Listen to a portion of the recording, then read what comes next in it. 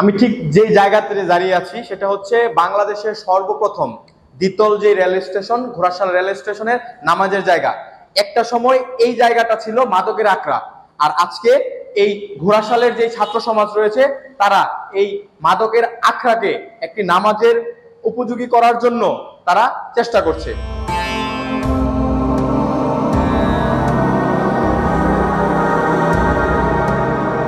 ঠিক এভাবেই ছাত্ররা চাচ্ছে যাতে করে হচ্ছে এই তথা সারা বাংলাদেশ এভাবেই মাদক মুক্ত এবং হচ্ছে নেশা মুক্ত একটি বাংলাদেশ সৃষ্টি হয়।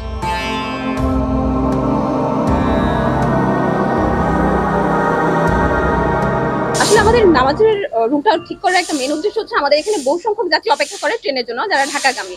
তো তারা দেখা যায় অনেক সময় ট্রেনের শিডিউল মিস হওয়ার কারণে নামাজের সময়টা ছুটে যায়। তো এখানে যদি আমাদের নামাজের রুমটা আমরা প্রিপেয়ার করে রাখি, অনেকে নামাজটা পড়তে পারে। এখানে যদি একজন ব্যক্তিও নামাজ পড়ে, ওইটাই আমাদের নামাজের রুমটা করার সার্থকতা। তো এই জন্য আমরা সবাই মিলে উদ্যোগটা নিচ্ছি যেন নামাজের রুমটা আবার আগের মতো ফিরে না যায়।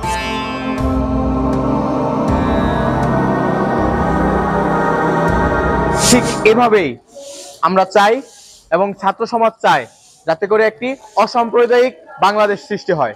সেভাবেই যেভাবে হচ্ছে পলাশের মধ্যে এই ঘোড়াশালে ছাত্ররা একটি মসজিদ উপাসনালয় পরিষ্কার করছে, ঠিক তেমনি ভাবে প্রতিটা শিক্ষার্থীর এভাবেই দাবি করছে যাতে করে হিন্দু ধর্ম, বৌদ্ধ, খ্রিস্টান প্রতিটা ধর্মের মানুষ কাঁধে কাঁধ মিলিয়ে সারা বাংলাদেশে তাদের যেই অধিকার রয়েছে সেই অধিকার নিয়ে কথা বলতে পারে। পারভেজ আহমেদ, বেঙ্গল টিভি, পলাশ।